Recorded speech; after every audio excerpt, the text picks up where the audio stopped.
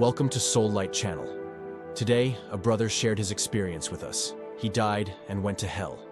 He was shown how some music, commonly played by Christians, unknowingly led them to hell. Please stay with me until the end to understand his full story. My name is David, and for 9 years, I worked as a truck driver. I traveled highways and back roads, delivering goods across many cities.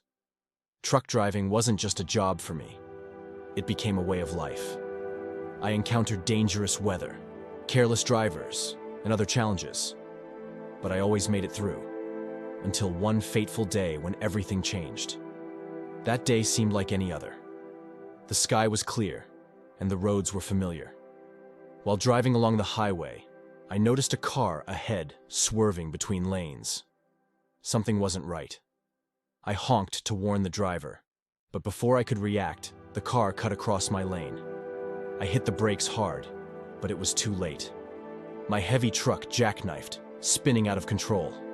The sound of metal scraping, glass shattering, and tires screeching filled the air as my truck collided with several vehicles. The impact was devastating. I was thrown forward violently, my chest slamming into the steering wheel.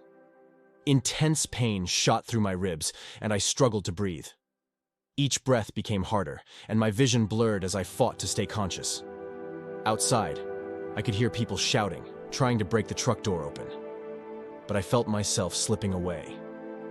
Suddenly, I felt weightless, floating outside my body. Looking down, I saw myself slumped over the steering wheel. I knew it was too late for my body. In an instant, I was no longer there. I found myself in a place that I instantly knew was hell. The heat was unbearable, and the air was thick with a sense of despair. Darkness surrounded me, yet I could see everything clearly.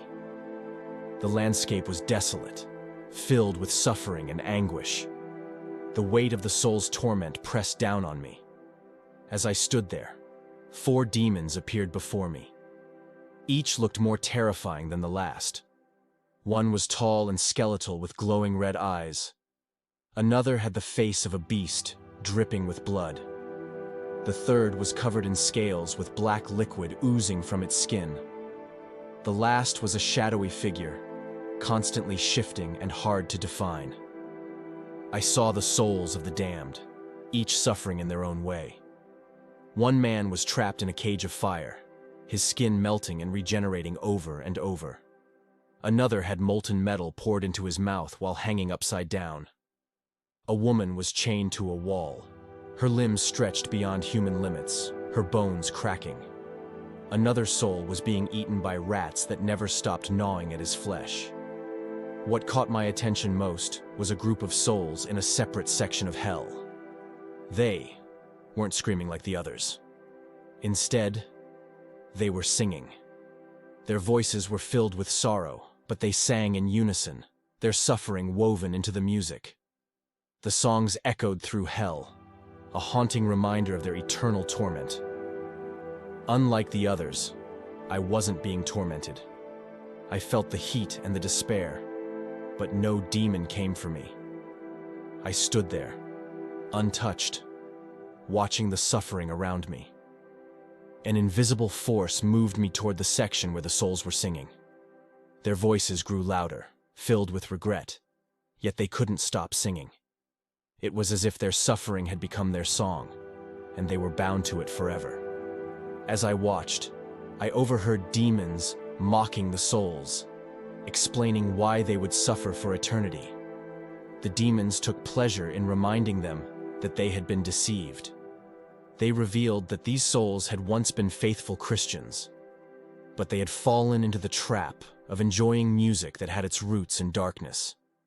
The demons had introduced worldly and satanic music into churches, and many Christians had unknowingly embraced it.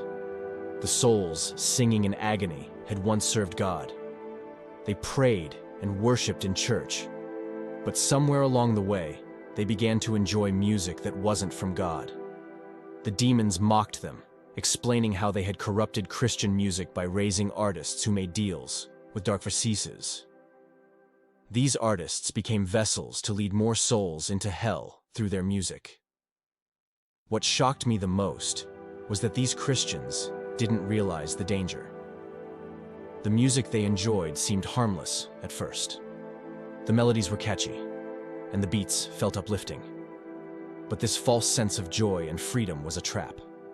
The music's origin was from hell itself, even if the lyrics seemed innocent or neutral.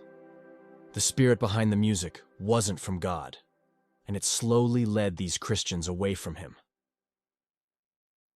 The demons continued to mock, revealing how the corruption of music started small. Just a few songs that seemed harmless were enough to open the door. Over time, the focus shifted from worshiping God to satisfying personal emotions. The spiritual depth of worship was replaced by feel-good experiences. These Christians unknowingly invited the enemy into their worship services. As I stood there, I realized the gravity of the situation. Music is powerful, and if we aren't careful, it can lead us away from God. The messenger beside me confirmed this truth. He told me that the church is meant to be a place where souls are set right with God. Music, in particular, is a divine tool meant to glorify God and lead people into His presence. But the souls in hell had corrupted this gift by allowing songs from the enemy to infiltrate their worship. The messenger warned that certain types of music, though pleasing to the ear, are spiritually dangerous. The spirit behind the music matters as much as the lyrics. Music is more than just sound. It's a spiritual vehicle that can either bring us closer to God or lead us away from Him. As I listened, I understood the seriousness of this message.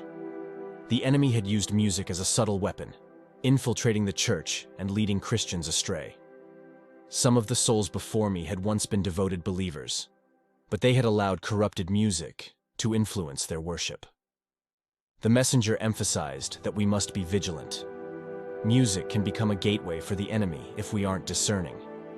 What we allow into our worship services matters greatly. The enemy knows how easily people are swayed by what feels good. But true worship isn't about emotions. It's about connecting with God in spirit and truth. With a sudden jolt, I woke up in a hospital bed. The pain from the accident was still there, but I was alive. As I lay there, I knew that what I had experienced was real. I had been given a message to share. Music is a powerful tool, but if we aren't careful, it can become a gateway for the enemy to deceive us. Be mindful of what you listen to and what you bring into your worship. It's not just about how music makes you feel, but about the spirit behind it. Let's not allow the enemy to use something as beautiful as music to lead us away from God.